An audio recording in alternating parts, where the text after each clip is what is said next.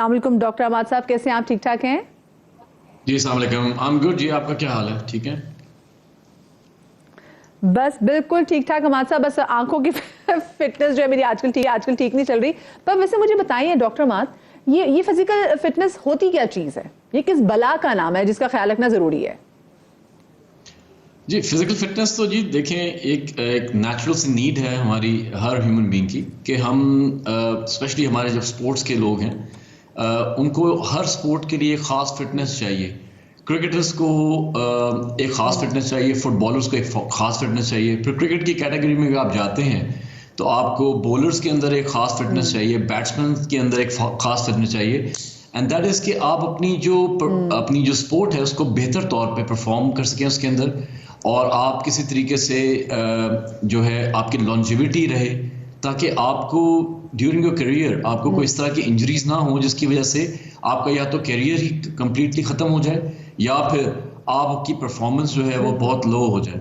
और ये एक अवेयरनेस है बेसिकली जो पूरी दुनिया में, वेस्ट में, जैसे मैं इंग्लैंड में काम करता हूँ तो यहाँ पे हर प्लेयर को दी जाती है, और वो बहुत ज़्यादा सेल्फ अवेयर होते हैं इस चीज़ के बारे में कि उन्होंने कौन सी एक्सरसाइज करनी है, क्या डाइट लेनी है, किस तरीके से उन्होंने अपने all that is part of actually physical fitness for sports people. And linked with the companies जो कि स्पेसिफिकली उनकी जो इंश्योरेंस कंपनीज होती हैं वो भी बहुत सारी जगहों पे आपके हेल्थ इंश्योरेंस से पहले आपके भी सारा मुआयना कराती है, और वो भी आपको बहुत सारी चीज़ों से मना कर देती हैं कि आपने ये चीज़ें नहीं करनी, आपने ये फिजिकल फिटीग्स नहीं लेनी। लेकिन हमारे यहाँ तो ऐसा कोई कॉन्सेप्ट ही नहीं है। मैं आपको छोटी सी एग्जांपल देता हूँ इसी क्रिकेटिंग वर्ल्ड से। अगर हम कुछ एग्जांपल्स लें, कुछ फुटबॉल वर्ल्ड से एग्जांपल्स लें, हमारे पास बहुत बड़े बड़े प्लेयर्स हैं। फॉर एग्जांपल हमारे हमसाया मुल्क में विराट कोहली हैं, ही इज़ 37। रोहित शर्मा है, ही इज़ ऑल्सो 37। रोनाल्डो एक फुटबॉल की दुनिया में बहुत बड़ा नाम है, ही इज़ 39। फिर हमारे इंग्लैंड के फास्ट बॉलर हैं जेमी एंडरसन, ही इज़ 41। क्या वजह है कि ये इस एज में भी इतना अच्छा परफॉर्म कर रहे हैं? और हमारे player for example Shaheen is only 23, Haris is probably 27, 28, Naseem is only 23। Shoaib Malik की भी एग्जांपल दे सकते हैं डॉक्टर मादिन में।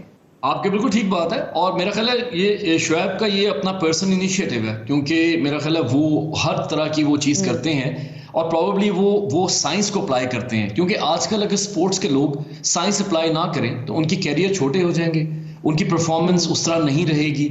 और इस वजह से मुझे कभी कभार ये लगता है कि पाकिस्तान के अंदर चूंकि एक स्ट्रक्चर्ड सर्विस नहीं है स्पोर्ट्स इंजरी प्रिवेंशन की और रिहेबिलिटेशन की, पाकिस्तान क्रिकेट के अंदर एग्जिस्ट नहीं करती। इसी वजह से हमारे प्लेयर, शाहीन जैसे प्लेयर, हारिस जैसे प्लेयर, नसीम जैसे प्लेयर, हसनैन जैसे प्लेयर, और आपने भी एग्जांपल दी एहसानुल्लाह की, इन जैसे प्लेयर बहुत छोटी एज में ही क्रिकेट से उनको जो है वो खैर बात कह दिया जाता है। बिल्कुल, बड़े कंटिन्यूसली देख रहे हैं इनके एपिसोड्स हो रहे हैं जो हम इनके इंजरीज के देख रहे हैं, बार बार लौट के वापस आ रहे हैं। अच्छा, मुझे वैसे भी डॉक्टर अहमद एक बात तो बताएं, ये जो बात कही जाती है कि जो तासुर दिया जाता है कि जिस्मानी फिटनेस का जो बराह रास्त ताल्लुक है वो आपकी इंटेलिजेंस से, आपकी जहानत से, क्या ऐसा ही है?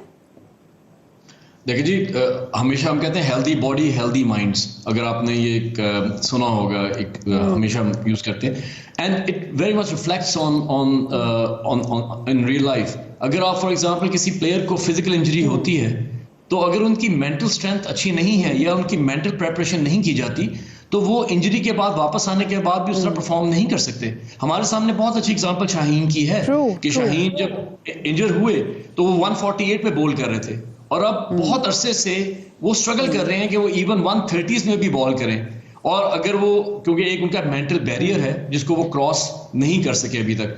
अगर आप वेस्ट में देखें तो प्लेयर जब इंजर होते हैं और उसके बाद जब अपना रीहैब का प्रोसेस करके वापस आते हैं, जिसमें मेंटल स्ट्रेंथ पे भी बहुत ज्यादा काम किया जाता है, तो वो अपनी पहली परफॉर्मेंस से भी ज्यादा अच्छा परफॉर्म करते हैं। तो ये एक ऐसी चीज है जो इस वक्त पाकिस्तान में इंप्लीमेंट हो ही नहीं रही, because of lack of structure, because of lack of structured services in sports injury prevention and rehabilitation, and this is why I always stress also because of the lack of the policies। क्योंकि हम ये भी देख रहे हैं ना कि अभी पिछले दिनों जितने अहम मैचेस हुए हैं तो हमने अपने कुछ खिलाड़ी ऐसे थे जो कह रहे थे कि जी हमें थोड़ा बहुत रेस्ट करवा लें, तो हम अपने खिलाड़ियों को रेस्ट भी नहीं करवा रहे। क्या आपको लगता है कि ये भी एक बड़ी रीजन है कि हम उनको इतना फटीग कर रहे हैं, हम उनको इतना एग्जॉस्ट कर रहे हैं, और जो बंदा एग्जॉस्ट होता है, फटीग्ड होता है, वो ज्यादा इस वर्ड्स पे होता है कि वो किसी ना किसी इंजरी का जल्दी शिकार हो जाए? जी जी बिल्कुल। आप देखिए कि over the period last 4-5 years ये हमारे 3-4 फॉर्मेट्स क्रिकेट के शुरू हो गए हैं। 50 प्लस है, उसके बाद टेस्ट क्रिकेट है, फिर 20 प्लस है, अब 10-10 भी खेल रहे हैं कई प्लेयर्स।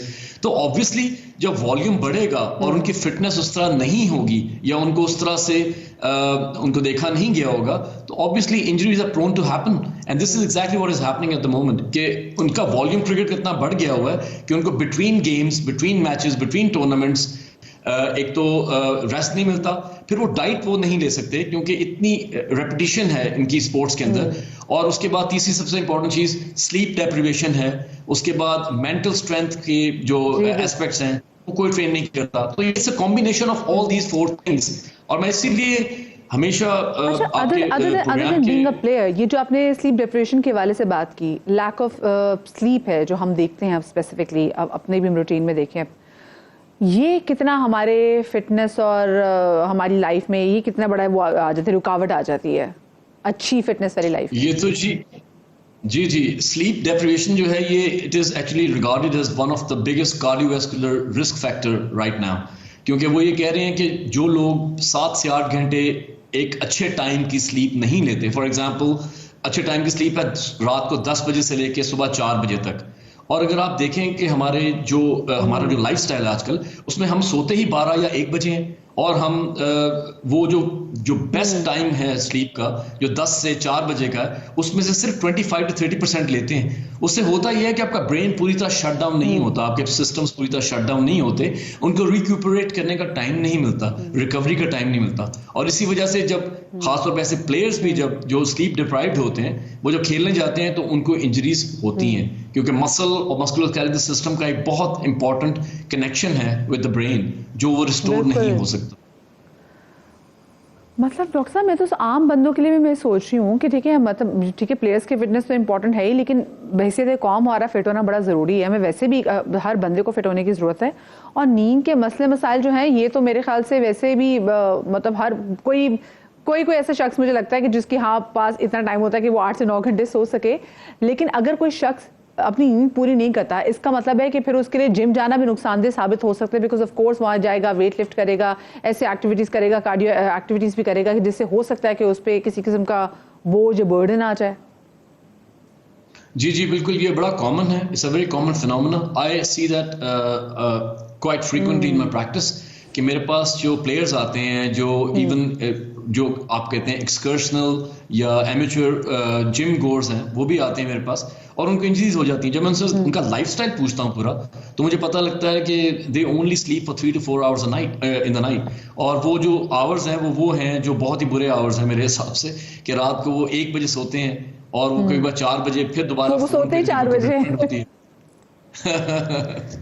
तो ये जो गुड स्लीप आवर्स हैं इनको यूटिलाइज करना चाहिए। कम से कम आप हर रोज या वीक में 3 से 4 दिन 75% ऑफ दैट स्लीप कंपोनेंट अगर आप ले लेते हैं तो मेरा ख्याल है आपकी एजिंग प्रोसेस रिवर्स हो जाता है। अब तो बहुत ज्यादा डेटा आ रहा है रिवर्स एजिंग पे भी कि जो लोग सोते ज्यादा हैं या जो सही टाइम पे सोते हैं वो इवन दे स्टे यंगर, और उनकी बाकी जो सिस्टम्स हैं क्योंकि वो प्रॉपर्ली रात को शट डाउन हो जाते हैं और उनकी दोबारा से रिकवरी हो जाती है, तो they actually are much better human beings.